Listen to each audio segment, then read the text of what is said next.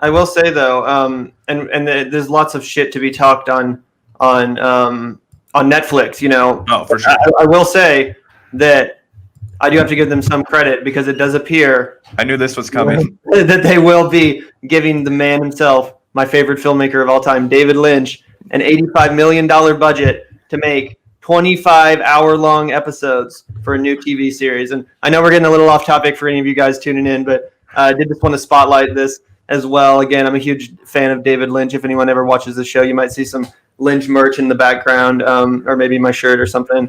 But yeah, this is exciting news for me because I was really hoping that we'd get another project from David Lynch. Obviously, he's getting a little bit old, and Twin Peaks: The Return was such a magnum opus from his career. It easily would have been a fitting swan song for his filmography, just given the absolute mammoth epic proportions of that show. But it's super exciting that it does look like we'll be getting a new David Lynch show that'll be totally within his creative control. Obviously, he would not 13 movies worth of content.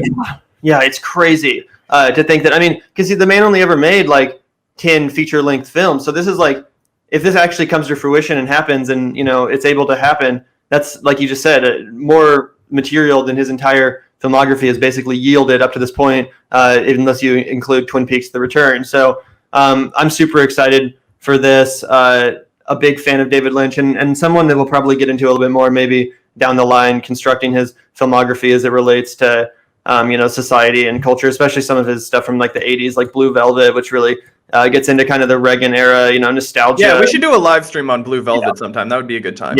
Yeah. So again, not to get too no plot details have been released. It's all pretty under wraps per the David Lynch. He's never going to give away any fucking plot details. Right. But definitely something to look forward to for any fellow Lynch heads out there that are been anticipating another cool project. One of my favorite aspects of quarantine, actually, one of the best things about this whole experience has been David Lynch's YouTube channel. He actually brought back his old weather reports. He has weather reports that he used to do back in the day on his davidlynch.com. So now every morning you can tune into his YouTube channel and hear him basically just give the news or give the weather for Los Angeles that day. And sometimes he also talks about, some song recommendations, or he shows himself building a new cabinet or, stuff like that. So we're cooking quinoa. Exactly. So if you're a fan of David Lynch, then this is definitely an exciting news story.